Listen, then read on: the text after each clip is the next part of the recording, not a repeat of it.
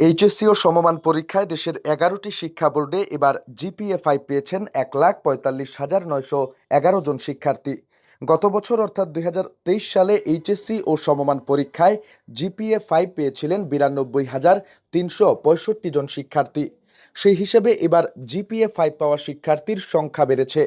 মঙ্গলবার বেলা ১১টায় এইচএসসি ও সমমানের ফল প্রকাশ করা হয়।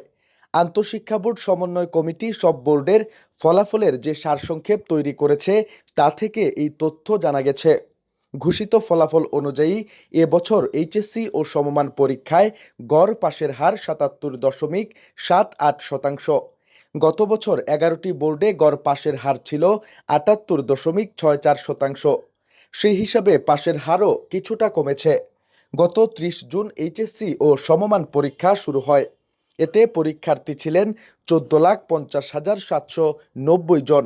প্রথম প্রকাশিত রুটিন অনুযায়ী ৮ দিন পরীক্ষা হওয়ার পর কোটা সংস্কার আন্দোলন ঘিরে সৃষ্ট পরিস্থিতিতে ১৮ জুলাইয়ের পর সব পরীক্ষা স্থগিত করা হয়। এরপর ৩ দফায় পরীক্ষা স্থগিত করে সরকার।